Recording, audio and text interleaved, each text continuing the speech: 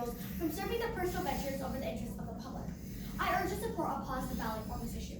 The first argument in favor of this legislation is an example of the 2016 election of Donald Trump, who refused to remove his personal self-interest as a sole owner or partner of around 500 businesses and titles in 20 countries.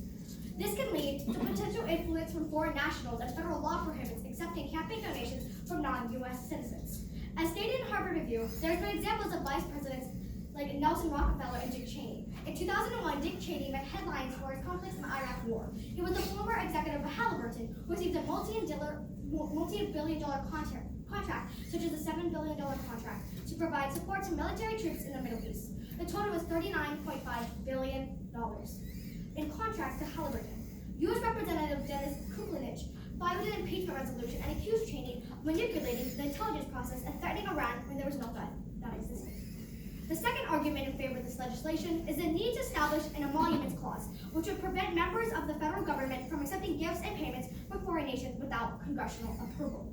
According to Brookings Institute, emoluments clause allows Congress to create ethical standards applying to government officials, including president and vice presidents. This clause prevents foreign nationals from influencing the president by giving Congress the power to create a standard of acceptable conduct.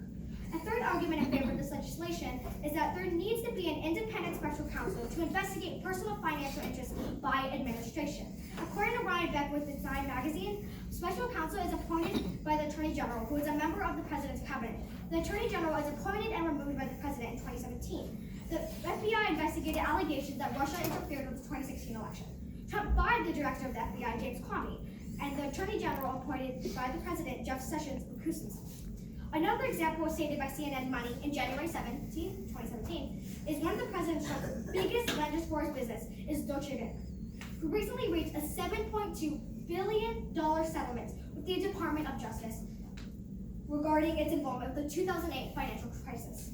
In conclusion, the impact of this argument is that the 2016 election has proven that we need to create a solution for personal financial conflicts of interest and being elected in the executive branch. We must instill trust in those who we elect in office and not permit them to create a legislation where they benefit for themselves. Have authority to prevent them from internal investigations of financial conflicts and have them serve in their elected position, which is to serve and work in the best interest of the American people.